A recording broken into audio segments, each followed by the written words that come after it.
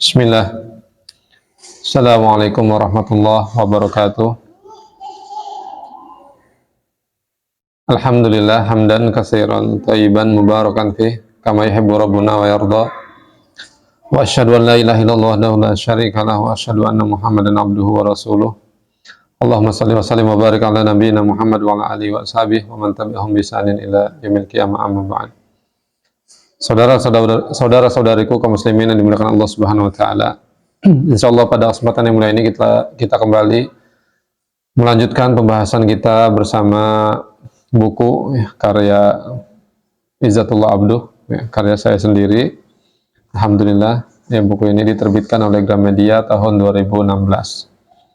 Sudah beberapa judul yang kita sampaikan pada kesempatan sebelumnya atau pada pertemuan sebelumnya, dan berikutnya adalah judul yang keempat dari buku ini.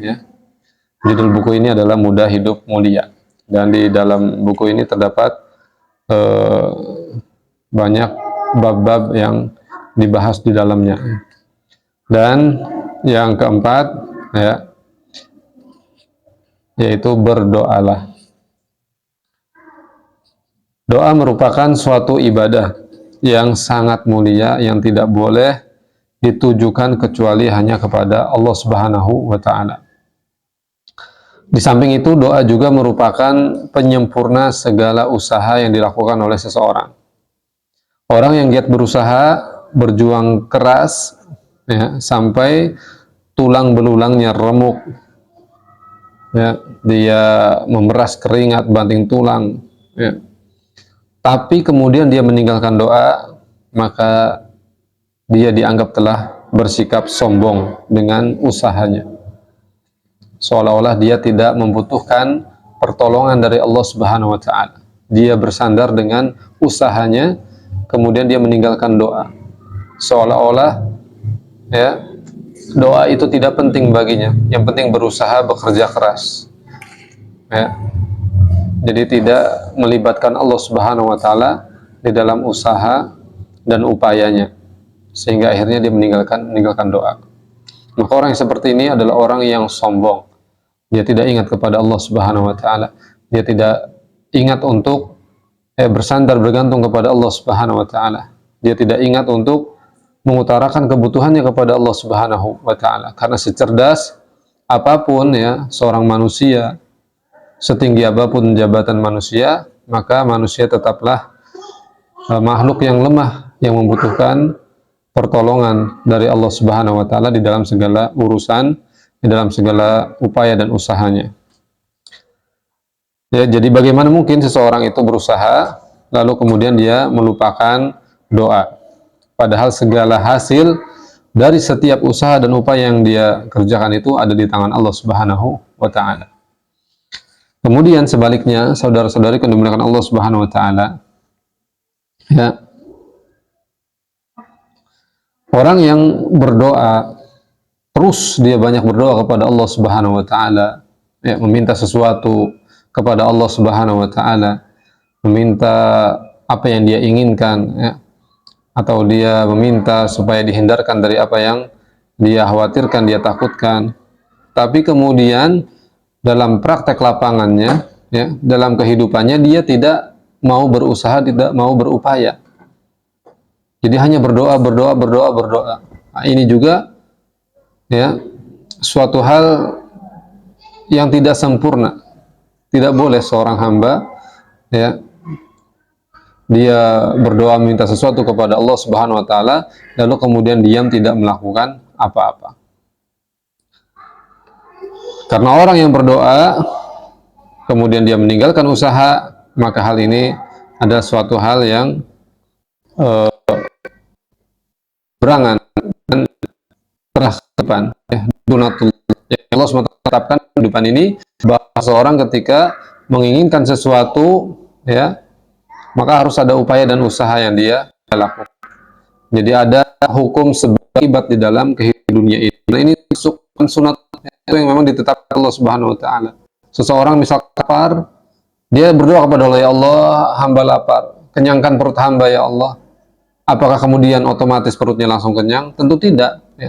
Jadi Ada upaya dirinya, berdiri dari tidurnya, dari kursinya, kemudian menuju dia makan, ya, kemudian mengunyah. Jadi ada proses usaha upaya, kemudian barulah dia menjadi kenyang. Ya begitu juga ketika kita minta sesuatu kepada Allah Subhanahu wa taala terkait harapan kita, keinginan kita, ya, di dunia ini kita pengen apa misalkan, maka harus ada penyertaan usaha upaya. Tidak hanya sekedar kita mengutarakan doa atau menyebutkan kebutuhan kita kepada Allah Subhanahu wa taala, tapi ada pergerakan yang kita lakukan, ya, kita keluar dari rumah, kemudian kita bekerja, begitu. Ini sunatullah yang sudah ditetapkan oleh Allah Subhanahu wa taala. Tapi tetap, ya, kembali lagi tadi bahwasanya seorang hamba bergantungnya adalah kepada Allah Subhanahu wa taala, sehingga seorang hamba itu dia tidak akan pernah meninggalkan dua hal ini, ya, di dalam perkara keinginannya untuk mendapatkan sesuatu atau keinginannya untuk terhindar dari apa yang dia takutkan, maka dia harus mengerjakan dua hal ini, ya, yaitu dia berdoa kepada Allah Subhanahu wa taala, kemudian yang kedua dia berupaya, ya, berusaha sesuai dengan kemampuannya.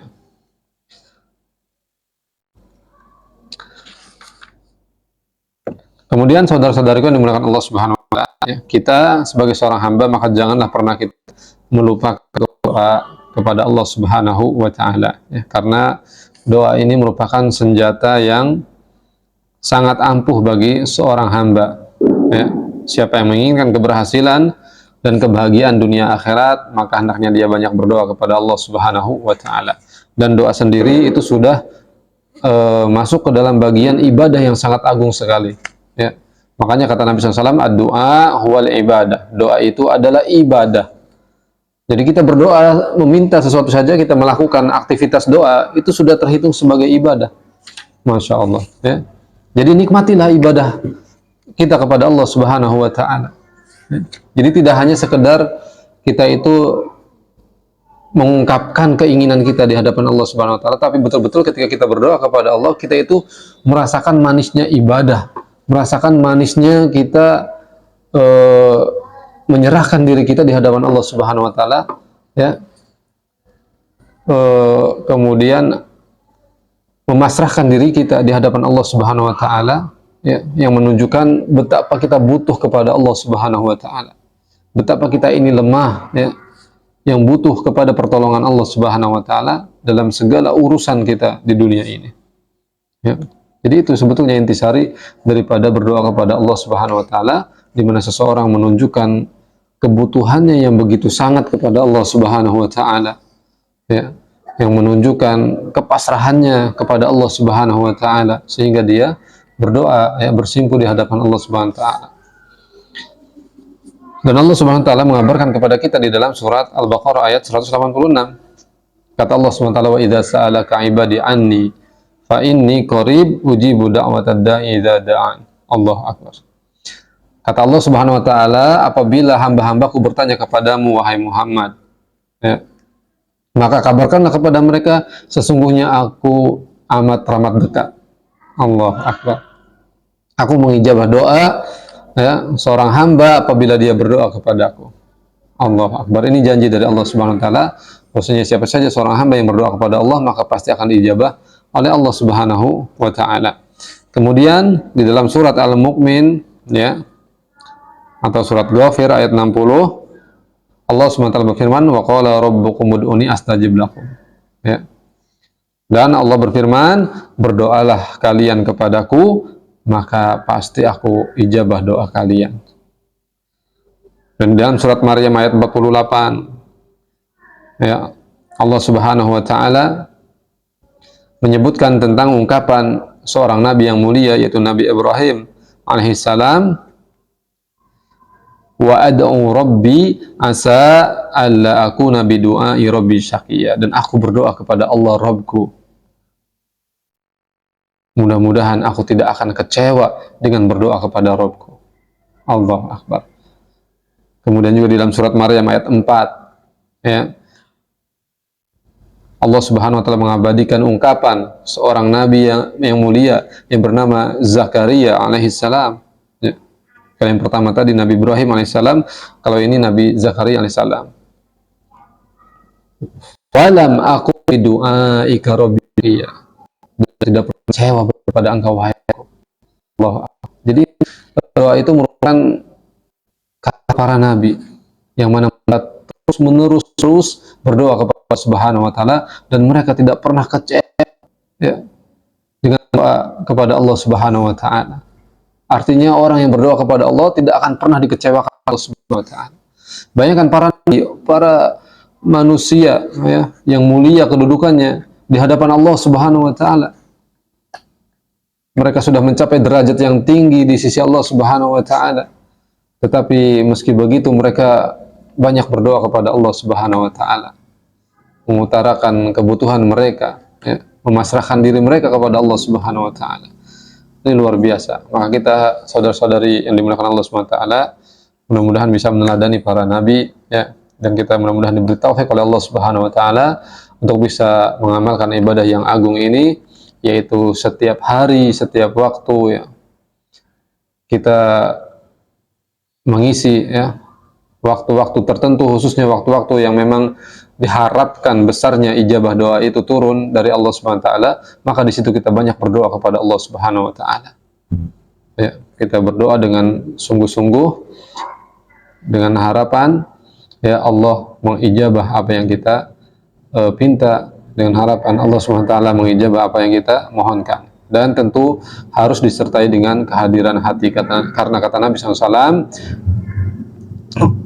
Ud'ullah wa antum muqinuna bil ijabah. Berdoalah kepada Allah dalam keadaan kalian yakin doa kalian itu diijabah oleh Allah Subhanahu wa taala. Fa innallaha la yastajibu du'aan min qalbin ghafil lahin. Karena sesungguhnya Allah tidak akan mengijabahi doa dari hati yang lalai dan lupa. Demikian, barakallahu fikum jami'an, mudah-mudahan bermanfaat. Subhanallah bihamdika asyhadu an la ilaha illa anta astaghfiruka wa atubu ilaik. Walhamdulillahirabbil alamin. Assalamualaikum warahmatullahi wabarakatuh.